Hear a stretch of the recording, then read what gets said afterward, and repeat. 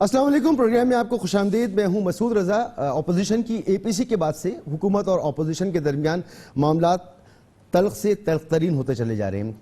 कल से ऐसा मालूम हो रहा है कि तलाल चौधरी की पुलिस स्टेटमेंट से बढ़कर और कोई मामला ही नहीं है। ये भी बात नहीं की जा रही कि आज तकरीबन 18 दिन हो रहे हैं लाहौर में सानेहा मोटरवे जो था उसका मरकजी मुलजिम अभी तक पुलिस की गिरफ्त से बाहर है, लेकिन पुलिस ये कोशिश कर रही है कि तलाल चौधरी का स्टेटमेंट किस तरह से किया जाए। कभी अस्पताल पहुंच रही हैं, कभी कह रहे हैं कि हमें इस्लामाबाद तक जाना हुआ तो वहां पर भी जाएंगे। तो इस लेवल तक मामला चले गए। हुकूमती तर्जुमान मुसलसल इस पर बातें कर रहे हैं। हुकूमत के खिलाफ अपोजिशन जिस एहतजाज की तैयारी कर रही है, अमूमी राय यह है कि अपोजिशन कोई मौसर एहतजाज शायद ना कर पाए, लेकिन हुकूमत को ख़तरा क्या है? हुकूमत को ख़तरा यही है कि उसकी परफॉर्मेंस अच्छी नहीं है, महंगाई बढ़ती चली जा रही है।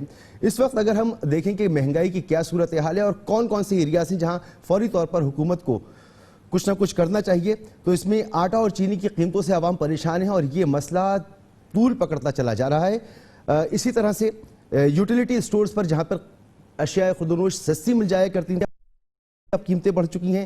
बिजली मजीद महंगी करने की तैयारी हो रही है, आवाम इससे मुतमईन नहीं है। दवाएं इतनी महंगी हो गई हैं कि बीमारों की चीखें निकल चुकी हैं और अब सर्दियों के आने से पहले पहले ये बता दिया गया है कि गैस का बहरान आने वाला है। तो ये एक सूरत हाल होगी जिससे आवाम में बेचैनी बढ़ रही होगी और दूसरी तरफ अपोजिशन अपना एहतजाज लॉन्च कर रही होगी और उसको लेके आगे बढ़ रही होगी। इस तमाम सूरत हाल में हुकूमत को क्या कुछ करना चाहिए? हुकूमत अब तक कर क्या चुकी है? 2 जनवरी 2020 को गंदुम बहरान पर तहक़ीक़ाती कमेटी बनाई गई थी। 27 जुलाई 2020 को शुगर कमीशन रिपोर्ट, FIA, नैब और दीगर तहक़ीक़ाती इदारों के तहक़ीक़ात का हुक्म दिया गया था इस पर, और 10 अप्रैल 2019 को अद्वियात की कीमतें बढ़ाने के खिलाफ फौरी कार्रवाई का हुक्म दिया गया था। 10 जुलाई 2020 को कराची पावर क्राइसिस पर वज़ीर आज़म ने तहक़ीक़ाती कमेटी बनाई थी। ये चंद चीज़ें मैंने आपको बताई हैं कि हुकूमत जनवरी से लेकर और मैंने जुलाई तक का जिक्र किया, मुख्तलिफ इक़दाम तो ज़रूर कर चुकी है, लेकिन किसी भी एक इक़दाम का नतीजा ऐसा नहीं निकला कि उससे आवाम को रिलीफ मिलता या हम ये कहते हैं कि वो मंतकी अंजाम तक मामला पहुँचा है। तो हुकूमत की राह में, उसकी परफॉर्मेंस की राह में रुकावटें क्या क्या हैं, बात करेंगे। मेहमानों को मैं आपसे तारुफ कराऊँ। मेरे साथ इरशाद भट्टी साहब मौजूद हैं। भट्टी साहब बहुत शुक्रिया आपका। मज़हर अब्बास साहब मेरे साथ मौजूद हैं। सर आपका भी बहुत बहुत शुक्रिया। और अंबर शमसी साहिबा मेरे साथ मौजूद हैं। अंबर आपका भी बहुत बहुत शुक्रिया।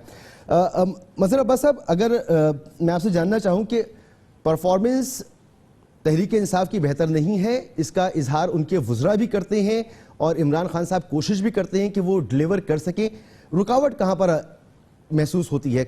क्यों तहरीक इंसाफ की हुकूमत वो परफॉर्मेंस नहीं दे पा रही जिसकी उससे तवक्को थी? शुक्रिया मसूद। सबसे पहले तो आपने जो तलाल चौधरी वाले वाक़े की जिक्र की, तो मैं इसका बड़ी हद तक जिम्मेदार ख़ुद मीडिया को ठहराता हूँ। देखिए, और न सिर्फ मीडिया को बल्कि फयाज़ुल हसन चौहान साहब का जिस तरह रद्द-ए-अमल सामने आया, जिस तरह शहबाज गिल साहब का रद्द-ए-अमल सामने आया और जिस तरह उज़मा बुखारी साहब का उस पर, इन दोनों के बयानात पे रद्द-ए-अमल सामने आया, इन तीनों का अगर सामने रखें तो हम सिर्फ इसमें औरत की तज़लील करते हुए नज़र आते हैं। यानी जब वो ये कहते हैं चौहान साहब कि रात के 3 बजे अगर इस तरह आप तंजीम साजी करेंगे तो आपकी हड्डियां टूट जाएंगी, इसके क्या माने हैं? उज़मा बुखारी साहिबा जब उसके जवाब में ये कहती हैं कि जी हमें पता है कि बनी गाला और धरने में क्या हुआ था, उसमें भी आप औरत ही की तज़लील कर रही हैं। तो मेरा ख्याल है हम ये सोचते नहीं हैं जब हम ये इस तरह की कवरेज करते हैं या इस तरह इसको हाइप देते हैं, उसमें सिर्फ इस वाक़े में सिर्फ अगर किसी को एम्बैरेसमेंट का सामना है, किसी को मुश्किल का सामना है, तो वो खातून MNA है। अगर मुझे नहीं पता इसके पीछे इसके मकासद क्या हैं या इस वाक़े की असल हकीकत क्या है, लेकिन इस वक्त जिस तरह हम इसको हाइप क्रिएट कर रहे हैं, तो मेरा ख्याल है हम कोई बहुत ज़्यादा अवामी सर्विस नहीं करने जा रहे, हम उसमें पॉलिटिक्स खेल रहे हैं। लेकिन इस सब में मेरा ख्याल है सबसे मुश्किल सूरत हाल वो खातून MNA इस वक्त हैं। दूसरी बात आपकी परफॉर्मेंस वाली बात। एक चीज़ मुझे इसमें पूछ लेने दें। अगर पुलिस अस्पताल जाती है, तलाल चौधरी साहब को ढूंढती है और तलाश कर रही है कि उनका स्टेटमेंट कर लिया जाए, तो एक आम आदमी ये सोचेगा ना कि हमारे यहाँ डकैती पड़ जाती है, लोगों को उठा लिया जाता है, पुलिस को फ़ोन करते रहते हैं, पुलिस नहीं पहुंचती। जहां पुलिस को दोनों फरीक़ैन नहीं बुला रहे, वहां पुलिस ये किरदार अदा कर रही है और हुकूमती तर्जुमान इस तरह की गुफ्तगू कर रहे हैं। इस पर भी क्या बात नहीं की जाए? دیکھیے اس میں سمپل سی کیا چیز ہے، اس میں پہلی چیز تو یہ ڈٹرمن کرنا ہے کہ یہ واقعہ ہوا کیا ہے. ابھی تک ہمیں یہی نہیں پتا کہ اس میں جو طلال چودھری صاحب پر حملہ ہوا یا انہیں زخمی ہوا وہ کون لوگ تھے. اصل چیز یہ نہیں ہے کہ آپ رپورٹ نہیں کریں. رپورٹ بالکل، آپ کیسے نہیں واقعے کو رپورٹ کریں گے جہاں 2 MNAs کے نام آ رہے ہیں، جہاں ایک MNA زخمی ہو رہا ہے، بالکل رپورٹ کریں. میں صرف اس واقعے کی ہائپ کی بات کر رہا ہوں. یہ کسی بھی صورت میں کیا یہ نمبر 1 اسٹوری ہے؟ میرا نہیں خیال کہ یہ بالکل نہیں، نمبر 1 بالکل اسٹوری. نہیں. بہت زیادہ ایشوز آپ کے پاس ہیں جو آپ ہائی لائٹ کر سکتے ہیں. تو صرف ہم جب اس واقعے، کسی بھی ایسے واقعے کی کہ جہاں عورت کا نام آتا ہے، اس کی جب ہم ہائپ بناتے ہیں تو اس میں ہم صرف ڈس سروس جو کرتے ہیں وہ خاتون کے ساتھ کرتے ہیں. ٹھیک. اب آ جائیں آپ نے اس کی بات کی کہ گورنمنٹ کی، دیکھیے اس حکومت کی کمزوریوں کی وجہ سے یہ حکومت کمزور ہوگی. یہ اپوزیشن کی وجہ سے کمزور نہیں ہوگی، یہ کسی تحریک کی وجہ سے کمزور نہیں ہوگی. ان کو اندازہ ہی نہیں ہے. عمران خان ذرا کبھی ایک عام آدمی کی طرح نکل کے مارکیٹ میں دیکھیں کہ مارکیٹ کی کیا صورتحال ہے. وہ جو جسٹیفیکیشن دی جا رہی ہے دواؤں کی قیمتوں میں، وہ انتہائی فضول ہے، وہ کسی بھی طریقے سے ایکسیپٹیبل نہیں ہے. دیکھیے ایک تو یہی کہنا غلط ہے کہ یہ 17-18 سال سے ان دواؤں کی قیمتیں نہیں بڑھیں. آپ جائیں مارکیٹ میں جائیں، معلوم کر لیں، بیٹھ جائیں فارماسیوٹیکلز کے ساتھ، بیٹھ جائیں آپ میڈیکل اسٹورز پہ جائیں کہ دواؤں کی قیمتیں تقریباً ہر سال بڑھتی ہیں. بالکل. اور جو دوائیں ناپید ہوتی ہیں، آج آپ نے اتنی قیمتیں بڑھا دیں اور یاسمین راشد صاحبہ بھی اس کو ڈیفینڈ کر رہی ہیں، پرائم منسٹر بھی ڈیفینڈ کر رہے ہیں. آپ ذرا جائیں تو مارکیٹ میں جو لائف سیونگ ڈرگز ہیں وہ، اس کی قیمتیں کتنی ہیں. پہلے وہ ناپید تھیں اور اگر وہ مارکیٹ میں آ گئیں تو وہ خرید کے آپ 80% لوگ اس قابل نہیں ہیں کہ وہ دواؤں کو خرید سکیں. ان کو اندازہ ہی نہیں ہے کہ دواؤں کا مسئلہ کتنا سنجیدہ، کتنا سیریس ہے. اور مظہر صاحب لگتا یہ کہ صرف دواؤں کی بات نہیں ہے، باقی چیزوں کا بھی شاید اندازہ نہیں ہو پا رہا. اور یہ دواؤں کی قیمتیں جو انہوں نے کہا ہے کہ کافی عرصے سے نہیں بڑھی تھی، دواؤں کی قیمتیں یہ بڑھاتے ہیں کہ اگر آپ نے بڑھانی تو 50 روپے سے لے کر آپ 250 روپے تک 5 سال کے عرصے میں بڑھا سکتے ہیں. تو وہ ایک بار قیمت بڑھانے کی بات ہوتی ہے اور اس طرح سے وہ ہر سال قیمت بڑھا کے وہ 250 تک لے جاتے ہیں اور پھر کہتے ہیں کہ کافی عرصے سے قیمتیں نہیں بڑھی تھیں. یہ عجیب قسم کا ان کا فارمولہ ہے. بہرحال ارشاد بھٹی صاحب، سوال یہی ہے کہ حکومت کی پرفارمنس اس وقت شاید اس کریٹیکل فیز میں داخل ہو چکی ہے جہاں اپوزیشن احتجاج بھی کرنے والی ہے اور ان کی پرفارمنس بہتر نہیں ہو رہی. عمران خان صاحب کی کوشش لگتی ہے کہ وہ چیزوں کو ٹھیک کریں، ٹھیک کر کیوں نہیں پا رہے؟ مسائل کہاں ہیں ان کے لیے؟ پہلے دن پھر وہیں سے دیکھیں نا، رونے دھونے کی ایک خوبصورتی یہ ہوتی ہے کہ 2-3 ہی طریقے ہیں رونے کے. ایک بین ڈال کر رویا جائے، ایک راہوں سسکیوں کے ساتھ رویا جائے، اور ایک آنسوؤں کے ساتھ رویا جائے. تو وہی ہم پھر وہیں سے آہوں اور سسکیوں کے ساتھ روتے ہیں اور بتاتے ہیں کہ right people for right job نہیں، ہوم ورک تھا نہیں، عمران خان صاحب کو خود کوئی تجربہ نہیں تھا. اور دوسری بات ہے کہ ٹیم میرے خیال سے اس ملک کی جب سے میں نے ہوش سنبھالا ہے نالائق ترین ٹیم ہے. اب آپ مجھے 15-16 جو مظہر عباس صاحب بھی بیٹھے ہوئے ہیں، امبر بھی بیٹھی ہوئی ہیں، آپ بھی ہیں، یہ جو 16 ایڈوائزر ہیں ادھر عمران خان صاحب کے معاونین، اور ان کے کسی کے نام ایک سانس میں کوئی لے کے بتا سکتا ہے؟ کے پی کے میں 4-5 وزیروں کے علاوہ کوئی پتہ ہے کتنے وزیر ہیں؟ پنجاب میں 45 وزیر ہیں اور اگر کوئی 5-7-10 کے آگے بندہ پہنچ جائے، فیڈرل گورنمنٹ میں کتنے لوگ ہیں جن کا پتہ چل جائے؟ تو کیا ہے، ایک number right people for right job نہیں، دوسرا تیاری نہیں تھی، تیسرا کیا آپ کی جو ہے اہداف جزا سزا نہیں، چوتھا آپ کا کوئی فوکس پوائنٹ نہیں ہے. آپ فائر فائٹنگ کرتے ہیں روزانہ، صبح سے شام تک ایک فائر فائٹنگ کرتے رہتے ہیں اور پھر آگے چلے جاتے ہیں. اب پرابلم یہ ہے کہ آپ کے پاس یہ پہلی دفعہ میں سن رہا ہوں کہ وزیر صحت کہہ رہے ہیں کہ ادویات کی دوائیاں قیمتیں اس لیے بڑھائی ہیں کہ تاکہ مارکیٹ میں اویلیبل ہوں. جی، اس کا مطلب ہے کہ آپ یعنی اس کے علاوہ کوئی آپشن نہیں ہے، کوئی طریقہ نہیں ہے کہ دوائیاں ہوں. پہلی مرتبہ میں نے سنا ہے کہ وزیر خوراک گندم و فوڈ سیکیورٹی فرماتے ہیں کہ گندم ہوئی بھی بہت زیادہ، گندم خریدی بھی ہم نے بہت زیادہ، مگر گندم مل بھی نہیں رہی ہے. عجوبہ ہے تاریخ میں، اور یہ تاریخ میں پہلی دفعہ ہوا ہے.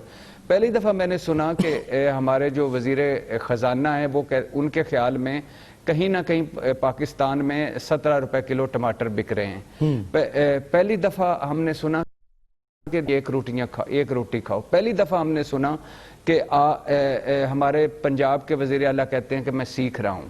پہلی دفعہ ہم نے سنا کہ ہمارے کے پی کے میں جو چیزیں پہلے بہتر کر کے گئے تھے وہ ریورس ہو رہی ہیں. اب مسئلہ کیا ہے؟ Right people for right job نہیں، ہوم ورک نہیں، تیسرا جزا سزا نہیں. اب مجھے بتائیں کہ جو خود کش حملہ غلام سرور صاحب نے پی آئی اے پہ کیا ہے، اس کے بعد ان کا استعفیٰ بنتا ہے کہ نہیں بنتا؟ اب وہ 262 بتا رہے تھے، اب 30 جعلی لائسنس پورے کرنے والے بھی. اس پر تو جب چیزیں سامنے آ جائیں تو بندے کو یہ انتظار بھی نہیں کرنا چاہیے کہ کوئی مجھ سے استعفیٰ مانگے گا، کیونکہ جو چیزیں اب سامنے آ چکی ہیں صاف پتہ چل چکا ہے کہ آپ نے بغیر کسی تحقیق کے جو بات کی وہ بالکل بیس لیس بات تھی اور اتنا بڑا آپ نے نقصان پہنچا دیا. امبر، یہ جو صورتحال ہے اس کا اور فائدہ... نہیں، آخری دو جملے مسعود بھائی، صرف 2 جملے. دوسری بات یہ ہے کہ مثال کے طور پہ 2 بنیادی کام تھے. ایک تھا طریق انصاف کا احتساب، دوسرا تھا پولیس پٹوار کا اصلاحات، بنیادی اصلاحات. 80 سالہ رزاق داؤد، 70-75 سالہ عشرت حسین، اور یہ سارے جو ایک پوری ٹیم ہے چاروں طرف سے، اس کیا کیا ہے. پھر بات یہ ہے کہ عمران خان کبھی قابل رشک لائف ہے ان کی زندگی ہے. کوئی اللہ یہ خوش نصیب ہوتے ہیں جن کی ایسی زندگی ہوتی کہ کوئی پرس نہیں، کوئی بٹوا نہیں، کوئی بجٹ نہیں. تو عمران خان نے کبھی کسی زندگی میں کبھی ایک مرتبہ کسی سٹور یا کسی دکان یا کسی بازار سے شاپنگ کی ہو؟ حفیظ شیخ صاحب نے آخری مجھے بتا دیں کہ انہوں نے اپنے گھر کا بجٹ بنایا ہو. رزاق داؤد، عشرت حسین صاحب کا کوئی مسئلہ مہنگائی سے پڑا ہو. اس کے علاوہ بزدار صاحب یا ہاشم جوان بخت جو پنجاب کے ہیں، یا شاہ فرمان یا محمود خان جو کے پی کے ہیں، کبھی انہوں نے کسی جگہ پہ لائن میں لگ کے ان کے بل زیادہ ہو گئے اور قسطوں میں گئے ہوں کروانے کے لیے لائن میں لگے ہوں، یا یہ کسی سرکاری اسپتال میں لیٹے ہوں. تو بات یہ کہ جب یہ اور ہمارے درمیان پہلوں کا پرابلم کیا تھا؟ یہی تھا کہ ان کی اور ہمارے درمیان لائف سٹائل کی بڑا دو دنیا تھی. یہ بھی وہی ہے کہ دنیا ہی دو ڈیفرنٹ ہے. تو جب آپ دوسری دنیا میں رہ رہے ہیں، بڑی سے واپس آتا ہوں آپ کے پاس، اس میں کیسے ہم... ٹھیک ہے، یہ گیپ تو ہونا ہی نہیں تھا نا اس دور میں تو وزیر اعظم کو بھی سائیکل پر پارلیمنٹ جانا تھا، اپنے دفتر جانا تھا. بہرحال امبر، یہ جو صورتحال اس وقت کریٹ ہو چکی ہے، جو نظر آ رہی ہے ہمیں، اس کا فائدہ اپوزیشن اپنے احتجاج میں اٹھا پائے گی؟ اپوزیشن اس قابل ہے کہ وہ اسے کیش کرا پائے اس صورتحال کو؟ دیکھیے، اپوزیشن کی اگر بات کریں گے تو ہم نے اپوزیشن کا حال پچھلے 2 سال میں تو دیکھ لیا ہے، جس کی وجہ سے نظر آ رہا ہے کہ ان کو بھی معلوم ہے کہ ان کا وقت جو ہے ختم ہوتا جا رہا ہے. وہ ایک مؤثر اپوزیشن جب مارچ کے سینٹ الیکشنز ہو جائیں گے، اور ایسے ہی ظاہر ہے کہ تحریک انصاف کی اقلیت ہی ہوگی، تو پھر وہ ایک مؤثر اپوزیشن نہیں رہے گی. لیکن کیا اپوزیشن کیش ان کر پائے گی؟ اب آپ بھی جاتے ہیں لوگوں میں، ہم بھی جاتے ہیں، واکس پاپس کرتے ہیں، لوگوں سے بات کرتے ہیں، لوگ واقعی بہت پریشان ہیں. اور جیسے مظہر صاحب، میں تائید کروں گی مظہر صاحب کی بات کی، میرے خیال میں اس پہ بات کرنا بھی ضروری ہے کہ اس وقت یہ جو مسائل پیدا ہو رہے ہیں، جس میں ادویات کی قیمتوں میں اضافہ ہو رہا ہے، بجلی کی قیمتوں میں اضافہ ہونے جا رہا ہے، یوٹیلیٹی سٹورز میں کی جو بنیادی ضروریات کی چیزیں ہیں، جس میں تیل ہے، جس میں دودھ ہے، ان کی قیمتوں میں اضافہ ہو رہا ہے، مہنگی ہو رہی ہیں. تو سوال تو یہ حکومت سے پوچھنا چاہیے کہ پھر آپ شہباز گل اور فیاض الحسن چوہان جو ہیں وہ اس وقت طلال چودھری کے ایک معاملے پر کیوں لگے ہوئے ہیں؟ اپوزیشن کا ظاہر ہے جو اے پی سی تھا اور اس کے بعد جو رد عمل سامنے آیا تھا، اس سے ظاہر یہی ہو رہا تھا، جیسے میں نے کہا کہ ان کی بقا کی جنگ ہے.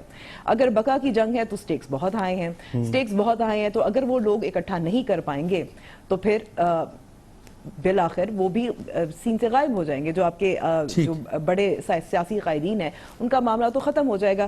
جہاں تک ہم کہہ سکتے ہیں کہ ہمیں یہ بھی معلوم ہے کہ جے یو ایف اے اپنی پہلے سے ہی ان کے ریلیاں بھی چل رہی تھیں، بہت بڑی تعداد میں وہ لوگ جمع بھی کر سکتے ہیں. اور ہمیں یہ بھی معلوم ہے کہ اس وقت مولانا فضل الرحمان اور میاں نواز شریف کے براہ راست رابطے بھی جاری ہیں. تو کیا opposition J U F A پر ہی انحصار کرے گی، اپنے لوگ بھی سامنے لائے گی؟ یہ اس وقت فی الحال تو ابھی واضح نہیں ہے، کیونکہ ان کی اپنی تنظیم سازی بھی ہونی ہے، اور تنظیم سازی اس وقت طلال چودھری کی وجہ سے تھوڑا سا مذاق تو بن گیا ہے، لیکن یہ اے پی سی میں ان کی رابطہ کمیٹی کون اس کو سربراہی کرے گا، استعفے کا معاملہ، اسمبلیوں سے استعفے کا معاملہ وہ کہاں تک پہنچا ہے، تو یہ ابھی انہوں نے بہت چیزیں طے کرنی ہیں۔ استعفے کا تو عمران خان صاحب نے بتا دیا اگر استعفا دیں گے بھی تو وہ ضمنی انتخاب کروا دیں گے۔ یہ سوال اس لیے بہت امپورٹنٹ ہے کہ ماضی میں چاہے مختلف قانون سازی ہو، چاہے وہ سینٹ کا الیکشن ہو، چاہے دیگر معاملات ہوں، اپوزیشن چاہتی کچھ تھی، رزلٹ کچھ اور آئے۔ یہاں پر بھی اپوزیشن چاہتی کچھ اور ہے، کیا وہی رزلٹ آئے گا جو اپوزیشن چاہتی ہے؟ اس پر مزید بات کریں گے ایک بریک کے بعد۔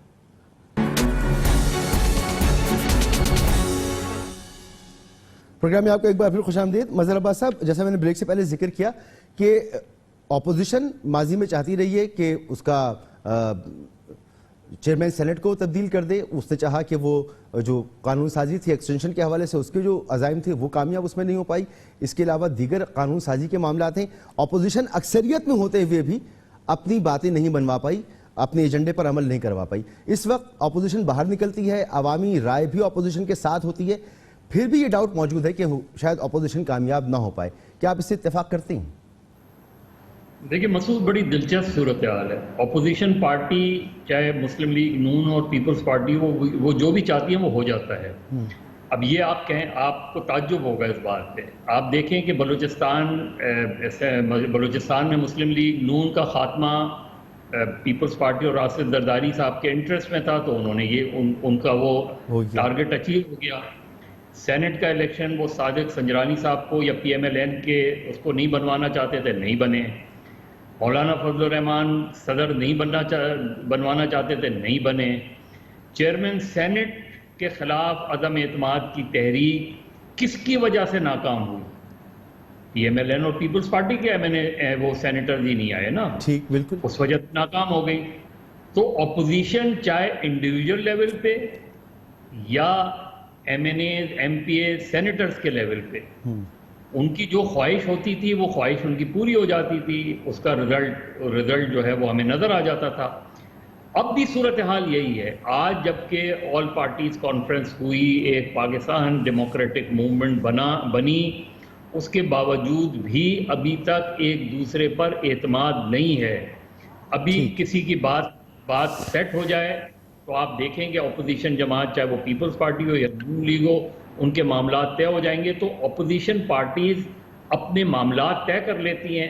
اب یہ چیلنج ہے، اب یہ اتنا بڑا چیلنج ہے کہ اگر اس سال یا جنوری تک ان کی تحریک میں جان نہیں پڑی تو یہ سمجھ لیں کہ ان کے لیے مشکلات کا دور جو ہے وہ مزید بڑھ جائے گا، اور عمران خان کو ایک ایج حاصل ہو جائے گی، اور اس کا فائدہ انہیں اگلے لوکل باڈیز الیکشن میں بھی ہوگا، اس کا فائدہ انہیں سینٹ کے الیکشن میں بھی ہوگا، اور اس کا فائدہ انہیں آگے جا کے خاص طور پہ پنجاب کی پالیٹکس میں بھی ہو سکتا ہے۔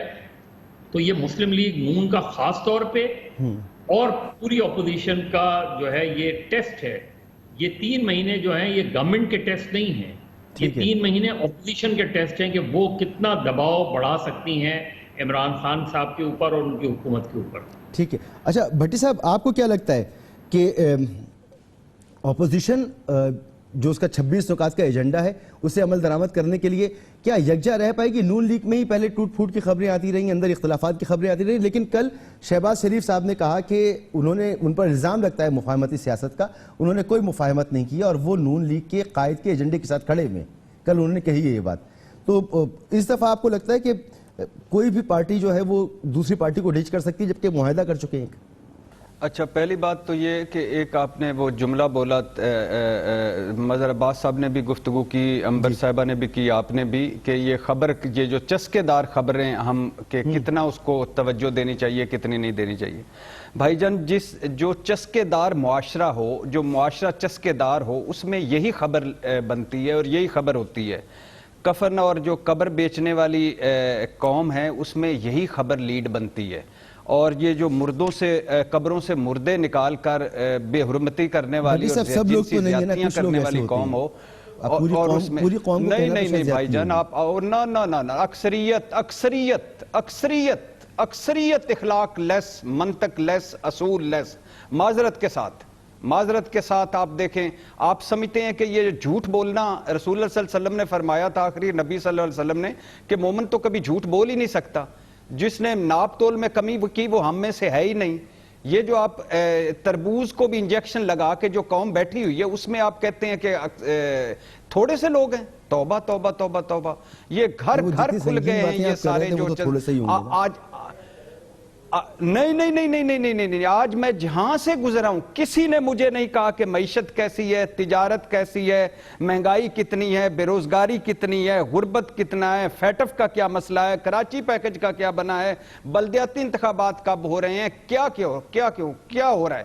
سارے یہی سی چکر میں تھے، میں نام بھی نہیں لینا چاہتا، میں تو اس پہ گفتگو بھی نہیں کرنا چاہتا، لیکن سارے اس چکر میں پڑے ہوئے تھے کہ یہ کیا ہو گیا، اچھا وہ کیا ہو گیا، اچھا وہ اس وقت کیوں تھا، اچھا وہ ادھر کیوں تھا، اچھا وہ اس طرف کیوں تھا، اچھا یہ ہو گیا، یہ ہو گیا۔ تو بھائی جان یہ مردار بیچنے والی قوم ہے ہم۔ 4 سالہ زینب اور 85 سالہ مائی، شریفہ بی بی، مختارہ بی بی، امام مسجد کی بچی کے ساتھ زیادتی، ستیلے باپ کی بیٹی کے ساتھ زیادتی، کیا کیا اور یہ سارے بلیو می رسول اللہ صلی اللہ علیہ وسلم کی دعاؤں نے اور ہمیں بچایا ہوا ہے، ورنہ کوئی ہم میں سے سور بن جاتا، کوئی بندر بن جاتا، کوئی رچ بن جاتا، کوئی مردار بن جاتے۔ انسان تھوڑے ہوتے اور انسان ہیں بھی کوئی نہیں، رہ ہی کوئی نہیں گئے، تھوڑے رہ گئے ہیں خدا کی قسم۔ مجھے اس ملک میں کبھی کوئی سمجھ نہیں آئی، پتہ نہیں یہ کیوں مسئلہ نہیں رہ گیا کہ قائد، وہ خدا کے لیے اتنا بڑا لفظ ہے، قائد اعظم، قائد کتنا بڑا لفظ ہے، اور ایک اشتہاری سزا یافتہ مجرم کے ساتھ جو پکڑا گیا، جو کرپشن پہ پکڑا گیا، جس کے آپ نے اس قوم نے 54 منٹ لائیو خطاب سنا، میں تو اس قوم پہ حیران ہوں۔ خدا کی قسم میرے پاس آپشن کوئی نہیں، ورنہ میرے پاس کوئی آپشن ہوتا تو میں ہجرت کر جاتا اس ملک سے، اس ملک چھوڑ جاتا۔ میں کیا کروں، میرے ماں کی قبر بھی یہی ہے، باپ کی قبر بھی یہی ہے۔ مجھے اتنی شرم آ رہی تھی کہ ایک بندہ جس کو علاج کے لیے ہم نے بھجوایا تھا، ایک بندہ جس نے 6 درخواستیں دی تھی، میں ضعیف، بوڑھا، میرے انسانی اور طبی بنیادوں پر مجھے بھیجا جائے، جو اتنا چیٹ کر کے گیا، جو دھوکہ دے کے گیا اس قوم کو۔ شہباز شریف صاحب نے، چھوڑیں یار پنجاب حکومت نے بھجوایا، چھوڑیں عمران خان نے بھجوایا، بھجوا دیا، بیمار صحیح، سب کوئی ٹھیک صحیح، سب کوئی ٹھیک سے مان لیا، اس کام کے لیے گئے تھے، اس کام کے لیے گئے تھے، او یار یہ کام کرنا تھا، یہ اس کام کے لیے تو سیاستدان نہ یہاں پر ہوں گے یا وہاں پر ہوں گے، بیمار ہوں یا صحت مند ہو، کریں گے تو سیاست یار خدا کا خوف کریں۔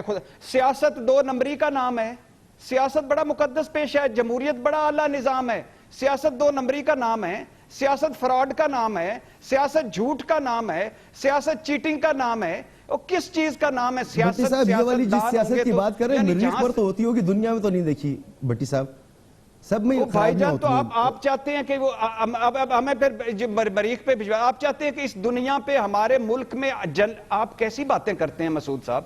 ایک جرنلسٹ کو، ایک جو آپ ٹی وی جس کو اللہ نے بلیس نہیں بھٹی صاحب میں یہ بات اس لیے کر رہا ہوں، آپ نے مجھ سے کہا ہے تو میں اس لیے کر رہا ہوں کہ اگر نواز شریف صاحب کے لیے کوئی پیمانہ آپ نے بنایا ہے تو وہ پیمانہ پھر باقی لوگوں کے لیے بھی ہونا چاہیے۔ کسی نے جھوٹ نہ بولا ہو، کسی نے میں کہہ رہا ہوں قوم سے کیے ہوئے وعدوں کو نہ توڑا ہو۔ بھائی میں کہہ رہا ہوں حد ہو گئی ہے، پھر وہی بات آپ کہہ رہے ہیں۔ میں کہہ رہا ہوں کہ مجھے یہ بھی سننے کو ملا کہ پرویز مشرف صاحب اشتہاری تھے، وہ ٹی وی انٹرویو دیتے تھے، میں نے ان کو کہا کہ ایک آمر ہے، ایک ڈکٹیٹر ہے، ایک طرف جمہوریت پسند ہے، جمہوریت کا نام لیتا ہے، اسٹیبلشمنٹ کے خلاف اس کی حد مقرر کرتا ہے، کیا کبھی ہوا ہے کہ چرچل سے کسی نے پوچھا ہو کہ آپ نے یہ کام کیوں کیا، اور وہ کہے کہ اس لیے کیا، ہٹلر نے بھی کیا تھا؟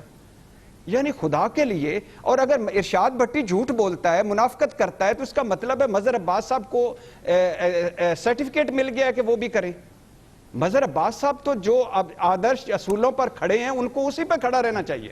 بھٹی صاحب سب کا سچ الگ ہے نا، سب یہ لمبی بحث ہے، یہ لمبی بحث ہے، بحث والا بحث ہم کہیں سے کہیں چلے جائیں گے۔ مجھے آپ کی رائے کا میں سار آنکھوں پر احترام، انبر صاحبہ کی، مظہر صاحب کی، ساروں کی، مجھے کوئی اعتراض نہیں، لیکن خدا کے لیے یعنی کوئی ایسا دنیا کی ایسی جمہوریت مجھے دکھا دیں جس کی بنیاد اخلاقیات نہ ہو، اصول نہ ہو، منطق نہ ہو، قانون تو بعد میں آتا ہے۔ اچھا اب انبر سے بھی مجھے سوال کرنا ہے بھٹی صاحب، پھر آتا ہوں آپ کی طرف۔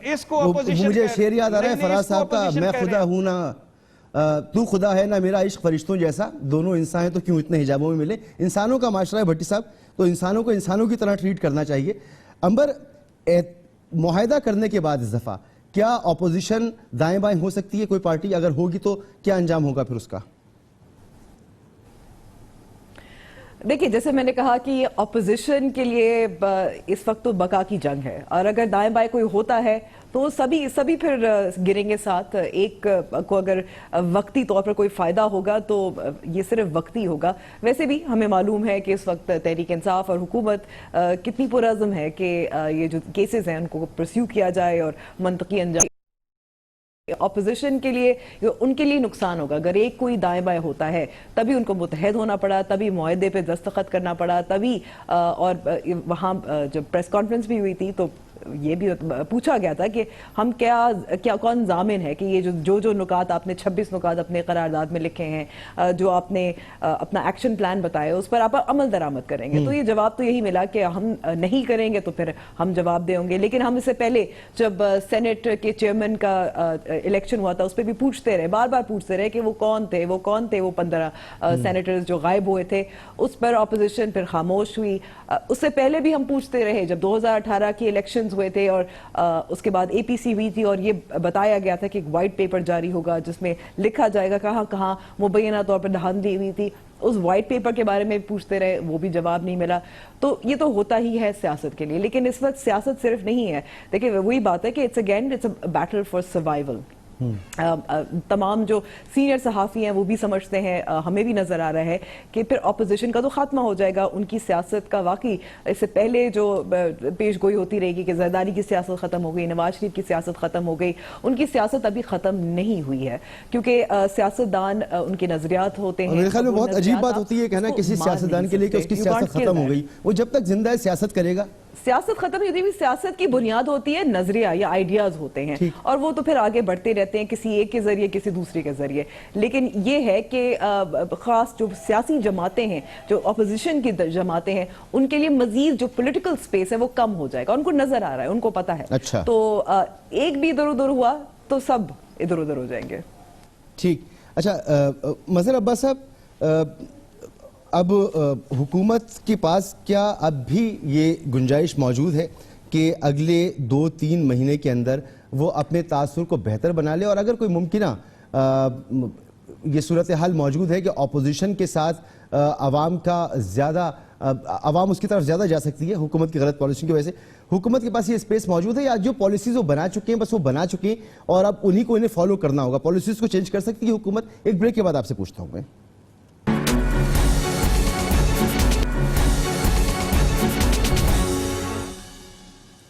Welcome back. مظہر عباس صاحب، حکومت آئی، اس نے اپنی کیبنٹ بنائی، وزیر اعظم نے، انہوں نے اپنے وزراء کو سیٹ اپ کیا، انہوں نے اپنی پالیسیز بنائی، ان پالیسیز پر وہ چل پڑیں. اب 2 سال سے زیادہ کا عرصہ ہو چکا ہے، وہ پالیسیز ابھی تک ڈیلیور نہیں کر رہی. کیا اس صورتحال میں حکومت کو اپنی پالیسیز کو ریویو کرنا چاہیے اور اتنا ٹائم ہے حکومت کے پاس کہ وہ ریویو کر سکتی ہے، اور اگر کہیں کریکشن کی گنجائش ہے تو اس محدود سے عرصے میں وہ کر سکتی ہے؟ دیکھیے ٹائم تو بہت ہے حکومت کے پاس، ان کے پاس ابھی 3 سال پڑے ہوئے ہیں. میں اپوزیشن احتجاج کے دوران کی بات کر رہا ہوں کہ ان کی رائے اما جو ہے وہ ہمارا ان کے لیے. دیکھیں ابھی بھٹی صاحب بات کہہ رہے تھے کہ ہمارا معاشرہ چسکے لینے والا معاشرہ ہے. اس کا یہ مطلب نہیں کہ میں بھی چسکے لوں. اس کے یہ معنی نہیں ہوتے ہیں کہ جو چھوٹی معاشرے زندہ رہتے ہیں چھوٹی اقلیت کی بنیاد پہ. میں وہ نہیں کہہ سکتا جو پورا معاشرہ سننا چاہتا ہے. میں وہ بات کروں گا جو میں سمجھتا ہوں کہ درست بات ہے. ٹھیک. اس کے لیے مجھے جو بھی مشکلات کا سامنا کرنا پڑے. لیکن اگر میں وہی بات کرنا لگوں کہ جو معاشرہ سننا چاہتا ہے، میں وہی چیز دکھانے لگوں جو معاشرہ دیکھنا چاہتا ہے، تو پھر تو کہیں بھی روک تھام کسی چیز کی پھر تو انارکی ہوگی. لہذا معاشرے زندہ رہتے ہیں چند افراد کی بنیاد پہ. بہت چھوٹی سی اقلیت ہوتی ہے جو کہتی ہے، جو ہواؤں کے رخ کے مخالف چلتی ہے، جو کہتی ہے کہ آپ غلط رخ پہ جا رہے ہیں. اس کے نتائج شاید فوری طور پہ لوگوں کو ریلائز نہیں ہو، لیکن آگے جا کے ہوتے ہیں. دوسری بات دیکھیے، گورنمنٹ کے پاس اس وقت اگلے 3-4 مہینے میں اگر وہ کے ساتھ تصادم کی راہ پہ جاتے ہیں تو اس کا فائدہ صرف اپوزیشن کو ہوگا. اگر وہ ایک اٹیک کے بعد کاؤنٹر اٹیک کرتے ہیں، اس کا فائدہ اپوزیشن کو ہوگا.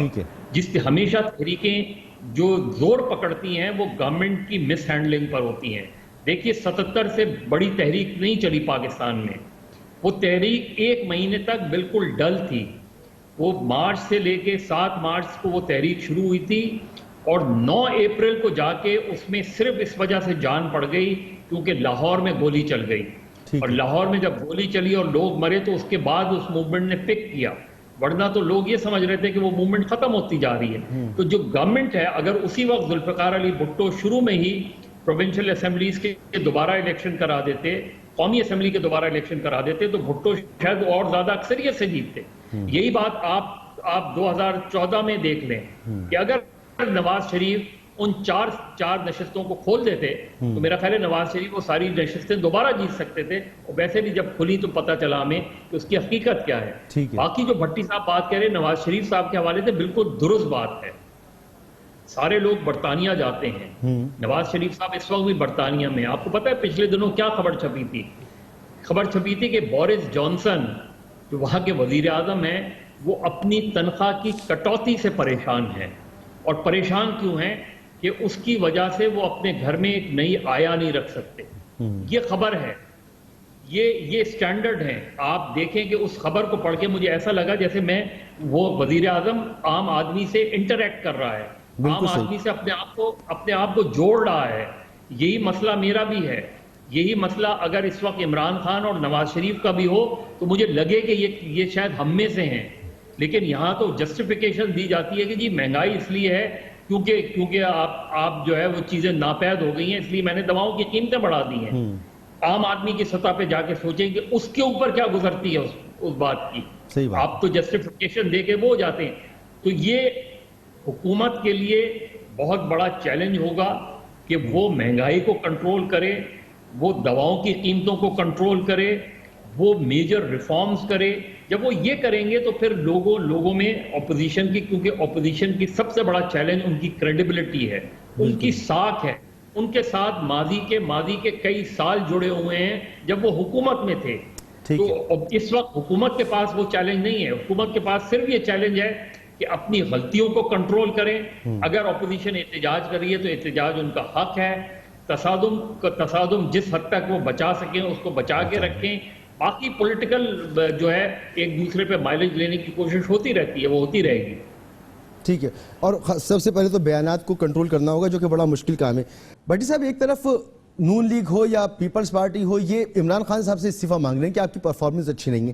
سندھ میں پرفارمنس کی اگر بات کریں تو تھرپارکر میں 63 بچے ان کی اموات ہو گئی ہے پھر بھوک کی وجہ سے, غذائی قلت کی وجہ سے.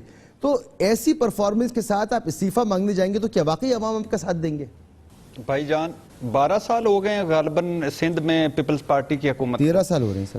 اور 13 سال ہو گئے ہیں اللہ کے فضل سے, اور اوپر سے 4 مرتبہ ان کو مرکز میں حکومت ملی ہے. اب مجھے بتائیں اس ایک لیں, اب تو وہ کیسٹوں کا ٹائم نہیں رہ گیا یا وقت ختم ہو گیا ہے. ایک کیسٹ لیں جس کے ایک طرف آپ نے جو کہا نا سیاستدان نے سیاست ہی کرنی ہوتی ہے, تو ایک طرف میاں محمد نواز شریف کی 54 منٹ کی تقریر بھریں, دوسری طرف بلاول صاحب کی تقریر بھریں. بلاول صاحب کی 5, 7, 10 تقریریں جتنی مل جائیں, بہت خوبصورت تقریریں, وہ بھر دیں. اور پوری یہ 24 کروڑ ان کی کیسٹوں کی کاپیاں کروائیں اور ہر بندے کو دے دیں کہ صبح دوپہر شام جب بخار چڑھے تو یہ سن لیا کرے, جب راشن ختم ہو جائے تو سن لیا کرے, جب بجلی کا بل زیادہ آ جائے تو سن لیا کرے, جب گھر گر جائے یا اندر گٹر کا پانی آ جائے تو کیسٹ کو اونچی آواز میں لگا دیا کرے, برکت ہوگی, پیدا ہوگی. یہ کیسے لوگ ہیں مجھے سمجھ نہیں آتی, کیسے لوگ ہیں. ابھی مظہر بھائی نے وہ جو بورس جانسن کی مثال دی ہے, یعنی یہ وہ کون لوگ ہیں جو اپنے بچے کی, اپنی منگیتر کے بچے کی, اپنے بچے کی آیا رکھنے پہ اس کا وہ پریشان ہے کہ میں کٹوتی میری ہو گئی ہے. وہ شہزادہ ہیریک والے کی آپ نے سنا ہوگا کہ وہ شاہی محل چھوڑ کے چلا گیا کہ یہ خرچے ہی پورے نہیں ہوتے, کیا ہوتا ہے کیا نہیں ہوتا. یہ ہمارے حسن حسین, یہ کیسے, یہ کون لوگ ہیں, یہ کدھر سے آیا پیسہ, یہ کدھر سے یہ پیدا ہوئے؟ بلاول صاحب کیسے ارب پتی بن گئے؟ زرداری صاحب کے پاس کیا کہاں کچھ آ گیا؟ یہ امنی کہانیاں کہ یعنی میں تو حیران ہوں. اب اس ملک میں اب آپ کہیں گے وہ بھی سیاستدان ہیں, کبھی کوئی جعلی پیسوں سے یا نقلی پیسوں سے یا 2 نمبر پیسوں سے صدقہ دیا جا سکتا ہے؟ یعنی صدقہ بھی وہ کہتے ہیں کہ وہ جعلی اکاؤنٹ سے دینا چاہیے. یہ کون لوگ ہیں کون, اور ہم پہ کیوں مسلط ہو گئے؟ کبھی سوچا ہے کہ کیا غلطی ہو گئی ہم بحیثیت قوم ہم سے کہ ہمارے پڑھے لکھے لوگ بھی انٹلیکچولی کرپٹ ہو گئے, ہمارے نیچے والے بھی کرپٹ ہو گئے, ہمارے اوپر والے بھی کرپٹ ہو گئے, ہر بندہ کھڑا ہے ساتھ, یعنی کوئی فرق نہیں پڑتا.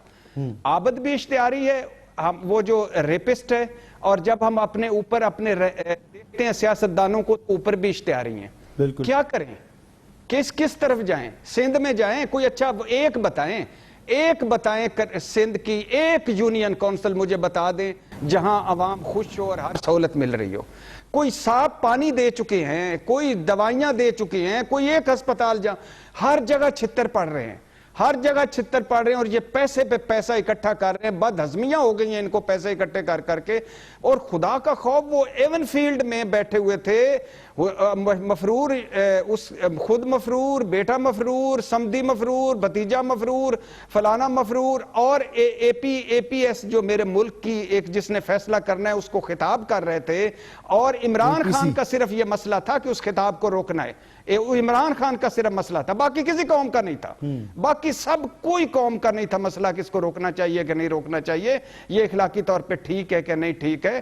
یعنی یہ کیسے, جن کا ڈاکٹر ان کا اور ہمارا ڈاکٹر ایک نہیں, ان کے اور ہمارے اسپتال ایک نہیں, ان کے ہماری شاپنگ سٹورز ایک نہیں, ان کی ہماری خوراکیں ایک نہیں, ان کے ہماری اولادیں ایک جگہ نہیں پڑتی. ہمارا ان کے ساتھ کیا ہے؟ ہم چمپو چمار سلوٹ مارنے جوگی رہ گئے ہیں. آج جیوے میاں جیوے, شکاری, شیر کا شکاری آیا, دیکھو کون آیا, شیر آیا, شیر کا شکاری آیا, تیر آیا, کمان آیا. وہ کب تک یہ میں اپنے بچوں کو ان کے حوالے کر کے چلا جاؤں, مریم صاحبہ کے حوالے کر کے چلا جاؤں؟ ڈکلیئرڈ فراڈ کیا ہوا, ڈکلیئرڈ جھوٹ بولے ہوئے. بلاول صاحب کے ساتھ چھوڑ کے چلا جاؤں جن کا بیگج اتنا ہے کہ وہ کبھی نظریاتی کہتے ہیں یہ نظریاتی ہیں نواز شریف, کبھی کہتے ہیں ڈاکو اسامہ سے پیسے لیتا تھا میری والدہ کے خلاف, کبھی کہتے ہیں کہ قاتل اعلیٰ شہباز شریف, کبھی کہتے ہیں ہمارے خلاف کو یہ لیڈ کریں گے. سب ایک دوسرے پر الزام لگا رہے ہیں. نہیں, برا بلا نہیں کہتے, برا بلا نہیں کہتے. مسعود رضا صاحب پھر الزام لگا رہے ہیں سر, الزام اتنا آسان کر دیتے ہیں. اور الزام نہیں لگاتے, یہ ان کا اندر پن ہے, یہ بے لباس ہے, یہ جو آپ کہہ رہے ہیں چسکوں والی قوم ہے, یہ وہ چسکوں, انہوں نے ہمیں چسکوں پہ لگا رکھا ہے. یعنی میرا انقلاب آپ لیڈ کریں, آپ کا انقلاب میں لیڈ کروں. پہلے پتہ کیا کہتے تھے پتر بلاول, جی سندھ دے کرپشن دے شہباز شریف کہا کرتے تھے کھاتے کھل گئے نا تو آپ کا تو ایک ہی کھاتے میں آپ سارے بند ہو جائیں گے. اور وہ کیا کہتے تھے, یہ قاتل اعلیٰ شہباز شریف ماڈل ٹاؤن کا قاتل ہے. اور وہ اور خدا کے لیے, یعنی وہ ایک عورت ماڈل ٹاؤن سے یاد آیا, اور عورت فریادیں کر رہی تھی پولیس والوں کو کہ میں حاملہ عورت ہوں, مجھے گولی نہ مارو, مجھے بچا دو. انہوں نے اس کے منہ میں گولی ماری. ٹھیک بیٹی صاحب, ایک بریک کی طرف جا رہے ہیں, ایک بریک کے بعد گفتگو یہیں سے آگے بڑھاتی ہیں, ایک مختصر سے بریک. جی امبر, جو صورتحال ہے, اخلاقیات کی بھی بات ہو رہی ہے, قوانین کی بھی یہاں پہ بات ہو رہی ہے, کرپشن کے الزامات نون لیگ پر بھی, پیپلز پارٹی پر بھی, نیٹ اینڈ کلین اور صاف ستھرے نہیں ہیں. کیا لگتا ہے کہ عوام کا جو ڈسٹنس ہے اپنی اشرافیہ کے ساتھ, پولیٹیکل ایلیٹ کے ساتھ, پاور کوریڈورز کے ساتھ, یہ مزید ہمیں دور کر رہا ہے ان تمام معاملات سے؟ اور کوئی بھی احتجاجی تحریک ہوتی ہے, کوئی الیکشن ہوتا ہے تو واجبی سے شرکت ہوتی رہی ہے اور آگے بھی ایسا ہی ہوتا رہے گا, بدلنے والا کچھ نہیں ہے. دیکھیں, میں بھٹی صاحب کی طرح ظاہر ہے جذباتی تقریر تو نہیں کر سکتی, لیکن میں اتنا بتا سکتی ہوں کہ یہ جو ہم بات کریں اشرافیہ اور جو خاص طور پہ جو پولیٹیکل کلاس ہے اس سے جو عام آدمی کی دوری ہے, یہ صرف پاکستان کی بات نہیں ہے, اس میں بڑی یہاں جو بڑی بڑی جمہوریتیں دیکھتے ہیں جہاں آپ میں مان گیا ہوں امبر صاحبہ، آپ کو ہمیں پتہ ہے کہ بورس جانسن، میں مان گیا ہوں، معذرت چاہتا ہوں جذباتی میں بات آپ کی بات جب ہو رہی تھی بٹی صاحب جب آپ بات کر رہے تھے تو میں آپ ظاہر ہے میں نے بات بیچ میں نہیں کی تھی. So let me finish. So Boris Johnson ہوئے تو وہاں بھی ایک ایلیٹ اشرافیہ ہے جو پھر حکمرانی بھی کرتا ہے. آپ مجھے بتائیں کہ بورس جانسن سے پہلے ٹھیریسا مے جو تھی، کیا وہ بھی تو ان کا بھی تو ایلیٹ سے تعلق ہے. اگر وہاں ہم امریکہ میں دیکھیں تو وہاں بھی ایک جمہوریت میں مسئلہ ہے کہ بڑے بڑے انڈسٹریلسٹ جو ہیں وہ کس طرح سے فنڈ کرتے ہیں کیمپینز کو، اور وہاں کیا لابینگ ہوتی ہے، کس کو فائدہ ہوتا ہے، وہاں بھی مسئلہ ہے. تو یہ صرف پاکستان کا مسئلہ نہیں ہے. تو میرے خیال میں اتنی زیادہ نا امیدی نہیں ہونی چاہیے. یہ میں یقین رکھتی ہوں کہ اگر آپ جمہوریت کو حقیقی معنوں میں آگے بڑھنے دیں گے بغیر مداخلت کے، حقیقی معنوں میں آپ صرف انتخابات نہیں کروائیں گے لیکن اس کے بعد میں جو ہوتا ہے جو مداخلت ہوتی ہے وہ نہ ہونے دیں گے، اگر آپ لوگوں کو اعتماد میں لیں گے، ان دا سینس کہ آپ اعتماد کریں گے کہ جو بھی وہ جس کا بھی انتخاب کریں گے وہ کارکردگی کی بنیاد پہ کریں گے اور پھر اگلے الیکشنز میں ہوگا. تو یہ 2-3 الیکشن سائیکلز ہوتے ہیں جس سے تھوڑا بہت آپ کو نظر آتا ہے کہ معاملات بہتر ہوں گے. دوسری بات یہ ہے کہ ہم جماعتوں کو اٹھا کے دیکھیں اور ہم اس میں اگر جماعت اسلامی کو الگ کر لیں، ہم ایم کیو ایم کو الگ کر دیں جہاں آپ کو مڈل کلاس نظر آتی ہے، اور ایم کیو ایم کی بھی تاریخ ہمیں پتہ ہے، جماعت اسلامی جو ہے اب تو سائیڈ لائن ہوگی، ان کی کتنی سیٹیں رہ گئی ہیں. تو ہم یہ دیکھتے ہیں کہ یہ تینوں سیاسی جماعتیں ہیں، اپنے اندر بھی ایک جمہوریت کو فروغ نہیں دیا جاتا ہے. وہ کس طرح سے انتخاب ہوتا ہے، جو آپ کے لیڈر ہوتے ہیں، آگے کون بڑھتا ہے، وہ ایک کچن کیبنٹ ہر کسی کی ہوتی ہے. تو یہ معاملات تو ہیں جس کی وجہ سے ہمیں یہ جو ایک فاصلہ نظر آتا ہے وہ قائم رہتا ہے. لیکن ابھی فی الحال پاکستان میں 2 چیزیں ہیں جو ہمیں نظر آ رہی ہیں. ایک یہ کہ حالات اس وقت مشکل ہیں، مہنگائی ہے، گیس کی قلت سامنے آ رہی ہے، چیزیں مہنگی ہو رہی ہیں. IMF کا پروگرام ہے، اس کے تحت چیزیں مزید کو نظر آ رہا ہے کیونکہ حکومت جو ہے ریونیو کلیکٹ نہیں کر سکتی. تو یہ ایک طرف ہے.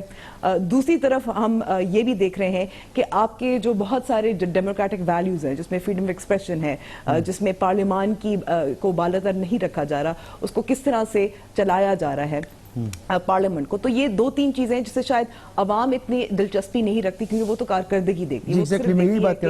مجھے کھانے پینے کی چیزیں کتنی کو مل رہی، جی عوام کی دلچسپی نہیں ہے. اور ظاہر ہے ان کی کیا ترجمانی ہو رہی ہے پارلیمنٹ میں اس وقت. کارکردگی کو ایکسپلوئٹ اپوزیشن ضرور کر سکتی ہے. آپ کو یہ بھی یاد ہوگا جب لوڈ شیڈنگ پیپلز پارٹی کے دور میں عروج پہ تھی تو اس پہ نون لیگ نے ایکسپلوئٹ تو کیا تھا نا. تو ان کو ایک موقع تو مل سکتا ہے.